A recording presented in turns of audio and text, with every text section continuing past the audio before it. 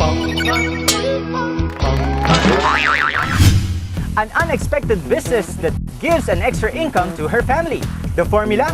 Right timing, a few pesos, hard work, and a courage to start. Mga Filipino meat product na kaya makipagsabayan sa sarap sa mga more established brands. Yan ang ibinibida ng Macaros Deli Shop. Sinimula ng isang ordinaryong mommy na walang background sa pagnenegosyo. Alamin natin kung paano nag-hit ang Macaros bilang distributor ng mga locally made deli products. Simula ako sa isang simpleng bao ng nuggets. So I share it with my office mates. Natikman nila and they told me kung sa ako ino-order. So it started all there. Na parang every week na lang ang dami kong orders. Hanggang sa noon na nagsimula lang ako sa chicken nuggets. And then nakilala ko sa supplier ng bacon. And then it comes nag-attend ako ng isang Go Negosyo Fair. So, nakilala ko itong supplier ng sausages. So, it started all there. So, from 2005, siguro mga ilang years akong nasa bahay lang. And then, finally, sabi ko, I want to grow it big. So, ito nga, kahit pikit mata, tinayo ko to, because I wanted to grow big. May 28, 2011 lang nagbukas si Ma'am Sally ng kanyang negosyo. Kung susumahin natin, mahigit isang taon pa lang sila pero nakapagbenta na agad ang Macaros ng mahigit 5,000 packs of meat products. From being a distributor, naiisip na rin niya na gumawa na ng sariling brand someday. Kung if given a chance, gusto ko talaga ako yung gumawa eh. Kaya lang siguro because of hindi naman ako ganun baka-equip with. Kasi alam ko hindi siya ganun kasimpleng gawin. Talagang nakikita ko yung proseso, hindi. Kasi with all the machinery na kailangan, with all the capital na kailangan, hindi ako ready, hindi ako equipped. Pero siguro, eventually, di ba? Kaya nga sabi ko, siguro one of these days, kung meron pa akong time na natitira, gusto ko mag-aral eh. Yung mga meat processing. Gusto ko actually mag-aral yan. Actually, mahilig ako mag-search sa internet kung paano ba mag-process sa isang food. Kasi alam ko, mahirap din kasi kung dependent ka. Gusto mo mas mabuti siguro talaga kung ikaw. Kaya lang siguro hindi pa sa kayo. Looking for quality products and believing in it is one of the key points for your business to succeed. But entering a product distribution business could be a hassle, especially if you don't know what to do. Miss Sally Macalinaw taught us some points on how she done it. Admittedly, nahirapan ako kasi wala talaga akong background doing any business. Alam ko lang backyard, hanggang doon lang. So, hindi ko alam na kinakailangan pala siyang i-register sa DTI, number 1, hindi ko alam. Then, bandang huli buong akala ko, actually, maliit lang itong tindahan na to, akala ko hanggang barangay permit lang. It's not that. Dapat lahat legal. So, from DTI, punta ako sa association, hingi ako ng permit dito kasi kinakailangan kong hingi ng permit itong stall na to.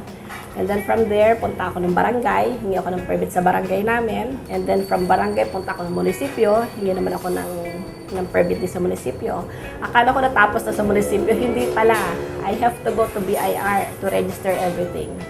So, nung una, umiiyak ako kasi sabi ko, ano ba to? Ganito pala ka-toxic to. Ayoko na. Sabi ko gano'n. Pero sabi ko gano'n, hindi ka matututo kung hindi mo siya gagawin. So, yun. Ngayon, okay na ako. Alam ko na rin gawin ng libro ko.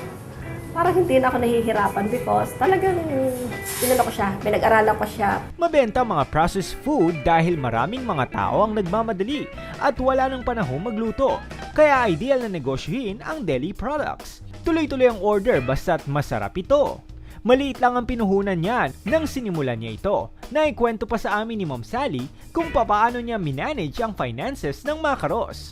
Siguro mga malaki na yung 5,000. Maliit lang. Gawin mo. Ako kasi nung una, piniikot ko lang actually yan eh. Order ako, 1,000. Pag next week, yung binayad nila, yun lang papaikutin ko. Hanggang sa napalaki ko naman palaki. Kasi ang ginawa ko, para na lang makita ko na earnings ba to or hindi.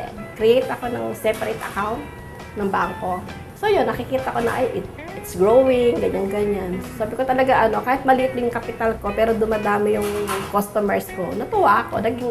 Actually, yun na nag-serve sa akin ng inspiration. Marami rin siyang natutunan sa pag-handle ng negosyo, lalo na't solo niyang itinaguyod ito. So yun, siguro laging ang importante is planning, organizing, and then later na yung execution. Gawin mo muna yung mga pre-works niya before doing anything or before putting up a business. Kasi hindi pa pwedeng basta-basta lang. Talagang business is something na para ka nag-organize ng isang event. Bagay na importante sa pagsulong ng kanyang negosyo ay ang pagpapahalaga niya sa mga customers. Itinuring niya silang mga kaibigan hanggang ang mga customer na mismo ang nagpo-promote ng mga paninda ni Ma'am Sally. Importante yung customer relationship. Maging honest ka lang sa kanila. Importante, transparency. Saka yung the way you deal with people, treat mo sila na. Pag pumupunta sila dito, actually, tuwa ako because I don't really know them. First time ko silang mamit. Matatawa ka. Pag pumunta dito, buong buhay nila nakwento na sa akin. Kasi siguro nga yung warm, yung pag pumunta sila dito, I treat them. Siguro kayo, napansin nyo kanina. Ako kasi ganun parang gusto ko tong shop ko, maging parang second home nila. Sa kasalukuyan, kilala ang Macros sa maraming subdivision at villages sa Pasig area. Open ang Macros sa mga gustong maging distributors ng kanilang products. Itong business ko kasi talaga, ino-open ko siya for mga working mom, kung gusto nilang magnegosyo, pwede nila akong puntahan dito sa shop ko sa number 1, Greenwoods Avenue, Greenwoods Executive Village, Pasig City. Madali lang siyang puntahan. They can call me at 0917-577-2344 or they can reach me through my direct line. It's 451-9351. Will help them kahit papano makakatulong. To the working moms, pwedeng gawin nyo to. Kaya nyo gawin. Kasi nagawa ko siya. Sa halagang 149 pesos, may all-you-can-eat karinderya style food ka na. Tikman natin ang mga masasarap na pagkain sa pagbabalik ng Bread and Butter.